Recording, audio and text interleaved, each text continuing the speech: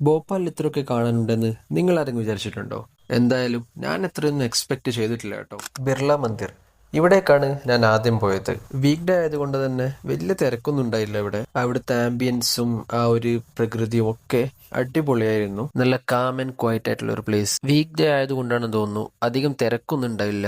Weekends ആവുമ്പം obviously കുറെ ആൾക്കാരൊക്കെ ഉണ്ടാവും. തൊട്ടടുത്ത് തന്നെ അവിടെ ഒരു മ്യൂസിയം ഉണ്ട്. അപ്പം ഈ മ്യൂസിയം ഒക്കെ ഇഷ്ടപ്പെടുന്നവർക്ക് അവിടെ പോവാം. എൻട്രി ഫീസ് ഉണ്ട്, ഒരു 25 റുപ്പീസ് എങ്ങാനാണ് എൻട്രി ഫീസ് വരുന്നത്. നിങ്ങളുടെ കയ്യിൽ ക്യാമറ ഒക്കെ ഉണ്ടെങ്കിൽ എൻട്രി ഫീസിന്റെ കൂടെ എക്സ്ട്രാ ഒരു 50 റുപ്പീസ് എങ്ങാനും ക്യാമറക്ക് കൂടി കൊടുക്കേണ്ടി വരും. മ്യൂസിയത്തിന്റെ തൊട്ട് താഴെ അവിടെ ഒരു താഴേക്ക് ഒരു നടപ്പാതുണ്ട്, ഒരു ഫോറസ്റ്റിലേക്ക് പോകുന്നത് പോലെ. വേണ്ടുന്നവർക്ക് അവിടെ വിസിറ്റ് ചെയ്യും. അവിടുന്ന് ഞാൻ നേരെ പോയത് ഭോപ്പാലിലെ തന്നെ വൺ ഓഫ് ദ ഫേമസ് അല്ല ഇന്ത്യയിലെ തന്നെ വൺ ഓഫ് ദ ഫേമസ് മസ്ജിദായ താജുൽ മസ്ജിദിലേക്കാണ്. ഇന്ത്യയിലെ തന്നെ one of the biggest mosque ആണ് താജുൽ മസ്ജിദ്. പെട്ടെന്ന് നോക്കിയാൽ ഡൽഹിയിലെ ജമാ മസ്ജിദിന്റെ ഒക്കെ കുറെ സിമിലാരിറ്റീസ് നമുക്ക് ഇവിടെ കാണാൻ പറ്റും. ഈവനിങ് ഒരു 5-6 മണിയായി ഞാൻ ഇവിടെ എത്തുമ്പോഴേക്ക്.